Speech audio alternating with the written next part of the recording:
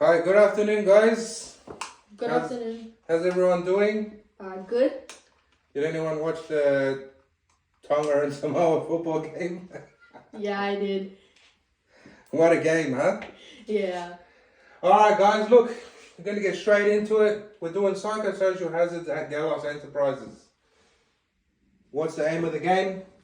We are creating mentally healthy and safe workplaces.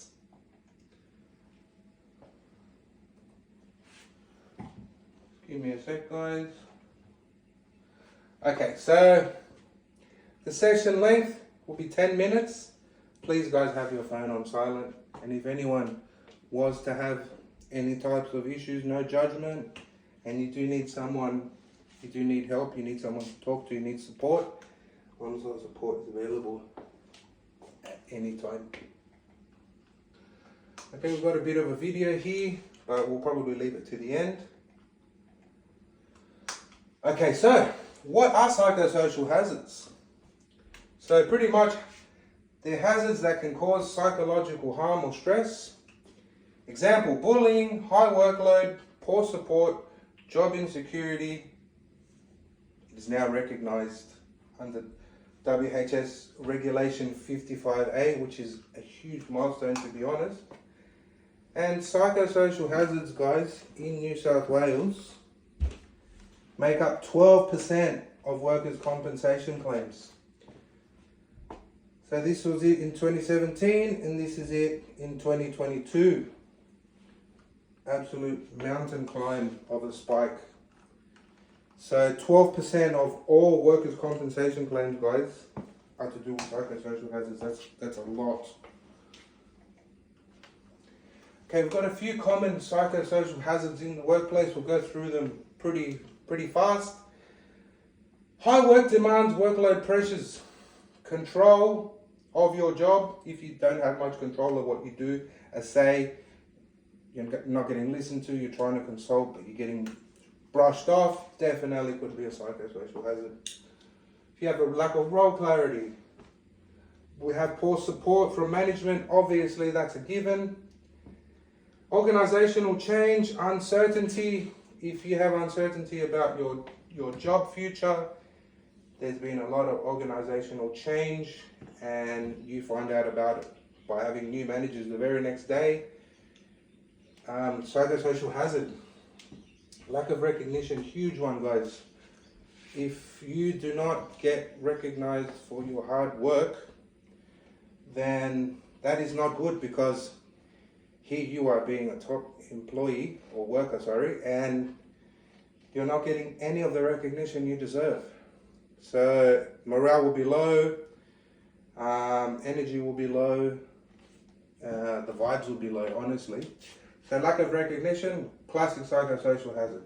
Bullying, harassment, violence, aggression, unsafe interactions, obviously. Traumatic events, anything were to happen at work. You witness a colleague lose a limb to a machine, you witness a collision, one of your colleagues is hurt, you could witness a workplace death. It does happen.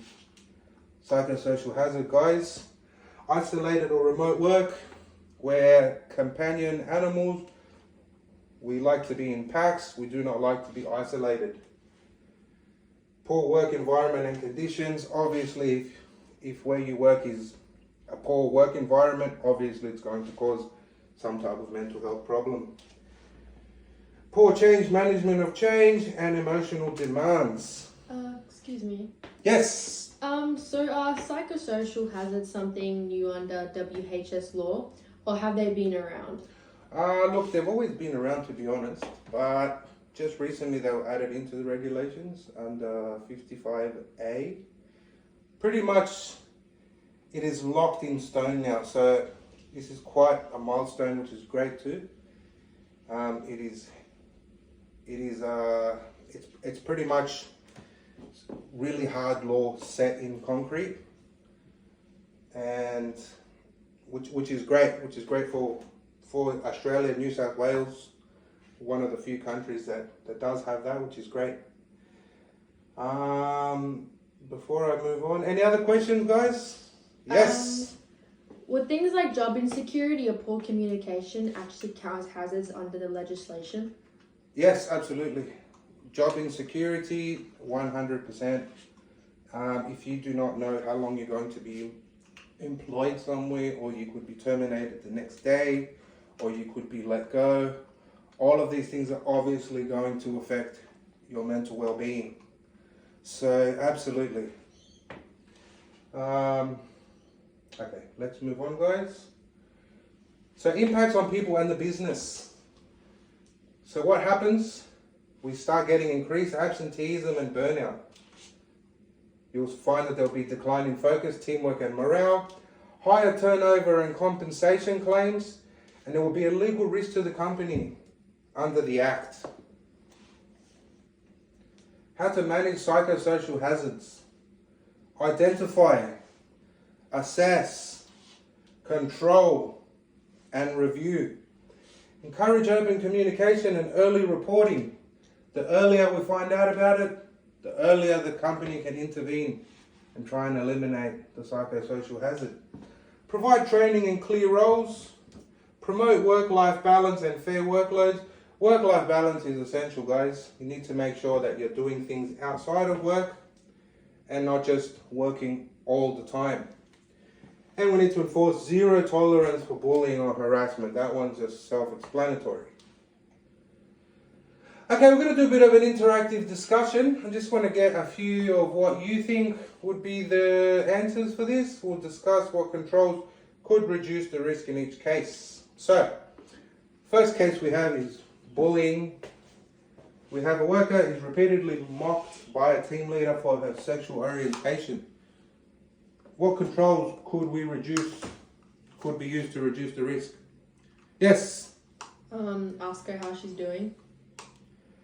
Look, you could ask her how she's doing and it would start off there. If you could ask her if everything's okay, but most importantly, we need to be reporting this to upper management, to myself, the WHS manager, because we cannot have someone as part of the leadership team making fun of people for their sexual orientation. Not only is it illegal, but it is also a breach of the GELOS Code of Conduct. Okay, workload stress. Team members are regularly covering absent staff. How would you control that risk? Yes? Just give them a day off. Look, it would be nice to have a day off, but we need to get to the root cause of it. So if team members are regularly covering absent staff, we need to ask why there is absent staff. Usually when you have a high absenteeism in the workplace, it is obviously due to poor safety culture and because people don't want to be there. So the people that are absent obviously have some type of mental health problem, and also the people that are picking up all their slack obviously going to have mental health problem as well. We need to get to the root cause, which is cleaning up and perfecting the safety culture in the workplace. Third one, poor support. New worker receives no training and feels excluded. What would you do? Yes? Just give them training. Yeah, pretty much. They deserve training. We all deserve training. And they cannot feel part of the team if they feel excluded. If they get the proper training and we make them feel included, then the problem is eliminated and the morale will be nice and high. So thanks for that, guys. Okay, legal duties, managing psychosocial hazards. Employees must manage psychosocial risks under the Act, Section 19. And in the regulations, Part 3.1 and 55A, like we spoke about before. Leaders must provide support, training, and consultation. Very important, guys. And workers must report hazards early and follow safe practices. So pretty much identify, assess, control, and review. I have a question. Yes. How can management tell if workload pressure is becoming a hazard before people start burning out? Well, they obviously should be doing the review and having a look at their KPIs and things like that. If they start seeing high absenteeism, low job morale, drop in performance, things like that, they need to do something about it there and then. Any other questions? Yes. If we report feeling stressed from workload or bullying, how do we know it will be taken seriously? Well, if you report anything at Gelos to do with any type of bullying or any type of stress, I can assure you that it will get back to myself, and we take these things very seriously, and we will make sure they're dealt with accordingly. Okay, so moving on, guys. Okay, so spotting the signs of a colleague with mental health issues caused by workplace psychosocial hazards. Again, you will see changes in behavior. You will see drop in performance. You will see the physical signs, headaches, tension, tiredness, and the mood changes, irritability and loss of motivation, and you'll start seeing people with that face more often. So what to do if we do find a colleague that you can tell is obviously suffering some type of mental health problem due to the workforce? What to do? I would say check in privately and show genuine concern. Listen without judging or giving advice. Don't be judgeful. Don't say anything. Sometimes people just need someone to listen to. Encourage them to speak with a supervisor or their HSR. If they do not feel comfortable talking with management, they can talk to their health and safety representative. Often people like that route because it doesn't get back to management. They usually get steered in the direction of getting help. And yeah, health and safety representative is great. Hopefully everyone knows who they are. If you do not, it is on your pamphlet that I have given you, their email address and their work phone number. If it's serious, you need to contact your HSR, your HR or people and culture, or your leadership team. If someone is showing signs of taking their own life or anything like that, then you need to let somebody know. Okay, support and mental health resources. These are just a few, guys. We've got Sonda. The company offers that 24/7. That's pretty much our EAP. Wellbeing and safety support. It is done through an app.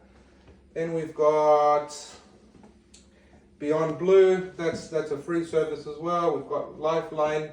Again, that's 24/7. Headspace, headspace.org. We've got the Employee Assistance Program. And also try to speak to your union, HSR, and your WHS manager. Any questions about that? Yes. What if our workplace doesn't have an EAP? Who else could we talk to? So if your workplace doesn't have an EAP, I can guarantee you Gelos does. We have actually two. We have Mind Your Mind, and we have Sonda.